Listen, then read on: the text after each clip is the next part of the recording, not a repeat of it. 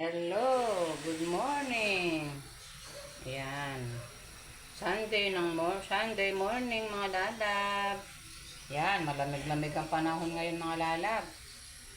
O, kumusta na kayo dyan? Good morning, good afternoon, good evening. Kung saan man kayo naroroon mga lalab. Yan. Today, magluluto tayo ng breakfast. Ayan. Ito ang ating lulutuin mga lalab. Ito, luto tayo ng sopas, chicken sopas. Ayan. Dahil malamig ang panahon mga lala, masarap kumain ng sopas sa breakfast.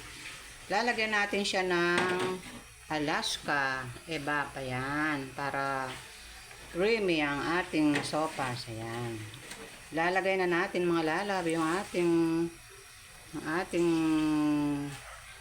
yan, para creamy yung ating sopas. O, lagay natin.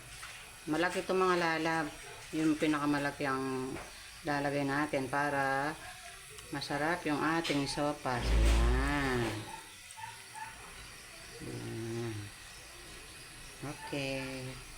Ayan. Tayin natin ang maluto ng maka-almusal na tayo. Breakfast chicken sopas. Hello. Good morning, Sunday morning. Ito, nag-prepare ako ng breakfast para sa ating Sunday morning breakfast today. Ayan. Pagkan tayo mga lalag. Malamig na ang panahon ngayon, kaya kailangan mag-breakfast tayo ng sopas, chicken sopas. Ayan, gumawa ko ng puto with cheese. Ayan. And then, yung Oreo, paborito na ron. Ayan. Ito ang aming mga kakainin for today, breakfast. Ayan. Kain na mga lalab. Hello. Good afternoon. Ayan. Kumusta na kayo mga lalab? Ito nagluluto ako ng aming tanghalian. Ayan. Walang pasok ng mga estudyante natin. Transportation strike yata ang ngayon. Kaya walang pasok yung mga bata. Pero may modular sila. Pinadala ng mga teacher. Ayan. Nagluto tayo mga lab ng beef steak. Ayan. Ito, malambot na siya.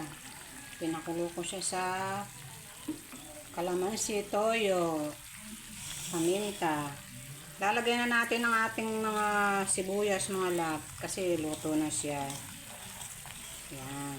Sasawag na natin ang ating sibuyas na hiniwa. Ayan.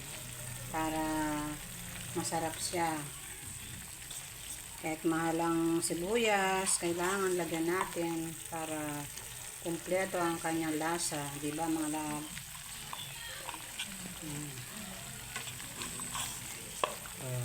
Kayo mga lalab, luto na kayo nito. Madali lang lutuin mga labo.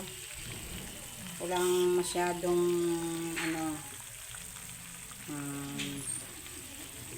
pansaho, ganito lang. Marinate mo lang sa kalamansi at paminta, toyo. Yan, may beef steak ka na, diba?